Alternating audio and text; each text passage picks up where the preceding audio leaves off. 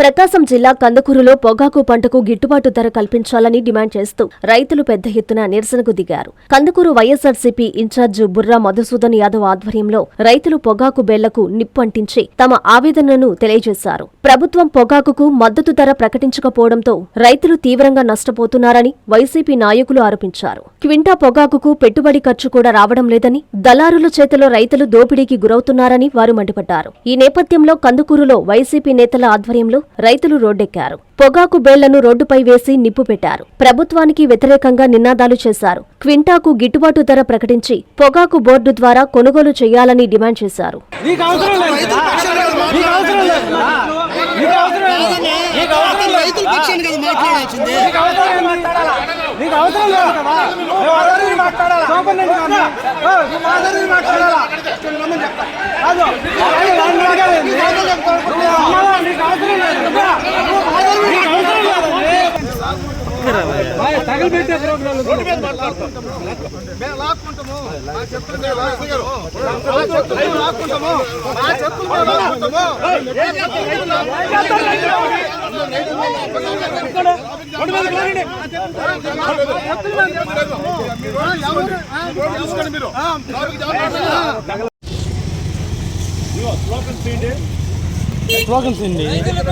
Hello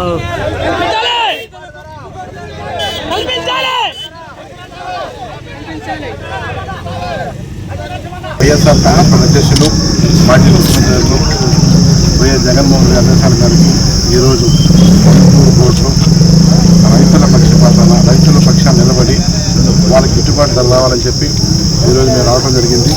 ముఖ్యంగా ప్రతిరోజు board 8-8:30 start అయ్యి 10:30 దాకా నడుస్తుంది.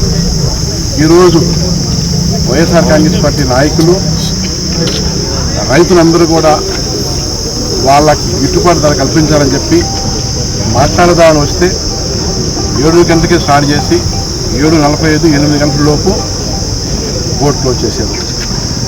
ఇదేం అన్యాయం అడుగుతుంటే తెలుగుదేశం పార్టీ వాళ్ళు ఒకరిద్దరు వచ్చేసేసి పెద్దగా మాట్లాడుతున్నారు. బోర్డు వాళ్ళని మాట్లాడితే ఆయన చెప్తారు ఎండ ఎక్కువగా ఉంది అందుకని ఎర్లీగా పెట్టేసాం, రోజు ఎందుకు పెట్టలేదంటే నవ్వుతున్నారు. ఒకటే మేము అడుగుతున్నాం, తెలుగుదేశం పార్టీ అధికారంలోకి వచ్చిన తర్వాత ఈ 2 సంవత్సరాల కాలంలో ఇది 2వ వచ్చాను రైతులు న్యాయం చేయండి అని చెప్పేసి. పోయిన సంవత్సరం కూడా గట్టిగా మాట్లాడాం, రైతుల పక్షాన గొంతు చెప్పితే అరాకొర రెట్లేసేసి ఆ సంవత్సరం మామ అనిపించారు. ఈ సంవత్సరం మళ్ళీ చూస్తే 2-3 నెలలు అయితే బోర్డు స్టార్ట్ చేసి జగనన్న ముఖ్యమంత్రికి ఉన్నప్పుడు వైఎస్ఆర్ పార్టీ హయాంలో కేజీ 34 రూపాయలు, 35 రూపాయలు, 36 రూపాయలు దాకా పెరిగింది. ఇప్పుడు చూస్తే హైయెస్ట్ 190 రూపాయలు. సేమ్ పొగాకు, సేమ్ కలరు, సేమ్ చూస్తే రైతుకి దగ్గర ఒక బ్యార్నీకి 5 లక్షల రూపాయలు యావరేజ్గా నష్టం వచ్చే పరిస్థితి. ఒక బ్యార్నీకి 10 బ్యార్లు వేసిన వాళ్ళకి 50 లక్షలు. ఈ విధంగా చూస్తూ పోతే గత సంవత్సరం రైతు ఆశపడ్డాడు, పోయిన సంవత్సరం 1 సంవత్సరం పోతే పోయిందిలే, ఈ సంవత్సరం నాకు మంచి వచ్చిందని చెప్పి ఆలోచనతో మళ్ళీ పంట వేశాడు. ఇప్పుడు చూసి ఈ సంవత్సరం కూడా పోయిన సంవత్సరం కన్నా ఇంకా ఘోరం పరిస్థితుంది. ఇదేందయ్యా అని చెప్పేసి బోర్డు అధికారులు అడిగితే రకరకాల సాకులు చెప్తాను.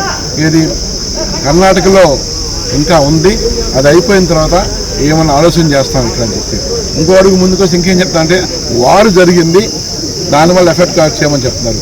మాకు అర్థమైంది ఏంటంటే రైతులతో మాట్లాడిన తర్వాత మాకు అర్థమైంది ఒకటే, ఏదో విధంగా బయర్స్ అందరూ కూడా ఒక వింగ్ వేసేసి కళ మాట్లాడుకొని ఒంగోలు కావచ్చు, ఇంకెక్కడ కావచ్చు, ఈ రేటు కన్నా ఎక్కువ పట్టకూడదు, ఈ క్వాలిటీకి ఈ రేటు, ఈ క్వాలిటీకి అని చెప్పేసి కలబలుకొని వింగ్ అయిపోయి రైతులకు అందరూ కూడా అన్యాయం చేస్తున్నారు. రాష్ట్ర వ్యాప్తంగా జరుగుతుంది. మేము ఒకటే డిమాండ్ చేస్తున్నాం గవర్నమెంట్కి, బోర్డు అందరూ కూడా, బయలందరూ కూడా, మీరు అదే విధంగా కానీ ఉంటే రాబోయే రోజుల్లో రైతుల పక్షాన మేము నిలబడతాం. ప్రతి బోర్డు ముందు ధర్నాలు చేసేసి రైతులు గిట్టుబాటు వచ్చినా ఊరుకునే పరిస్థితే లేదు. ముఖ్యంగా బయలు చెబుతున్నాం, మీరందరూ ఒక వింగైన సంగతి రైతులు తెలిసిపోయింది. ఇకనైనా మీరు మానుకొని, ఎందుకంటే రైతులు లేకపోతే పోగలేదు. 1 సంవత్సరం మీరు మోసం చేయొచ్చు, రాబోయే రోజుల్లో రైతు పోగైపోతే మీకు వ్యాపారం ఉండదు. అది గుర్తిరిగి రైతులు న్యాయం చేయాలని మనస్ఫూర్తిగా మీ ద్వారాగా బయలు కోరుకుంటున్నాం. అదేవిధంగా గవర్నమెంట్కి జగనన్న హయాంలో జగనన్న ముఖ్యమంత్రి ఉన్నప్పుడు మార్కెట్ పెట్టేసేసి ప్రతి రైతుకి దగ్గర కింటాకి 15,000 ఎక్సెస్ చెల్లించాం. గవర్నమెంట్ ఒకటైతే బయట ఒకటైతే గవర్నమెంట్ చెల్లించింది. ఎక్కడ రైతు నష్టపోయి ఉంటే ఆ రైతుకి ఇన్సూరెన్స్ రూపంలో పంట నష్టపోయిన ఇన్సూరెన్స్ రూపంలో కూడా డబ్బులు వచ్చినాయి. అవన్నీ గాలికి వదిలేశారు. ఒకటే చంద్రబాబు నాయుడు గారు ప్రభుత్వం అధికారంలోకి వచ్చిన తర్వాత రైతులందరూ కూడా ప్రతి పొగాకు కావచ్చు, మొక్కజొన్న కావచ్చు, కంది, మిరప రకరకాల పంటలన్నీ కూడా గిట్టుబాటు లేదు.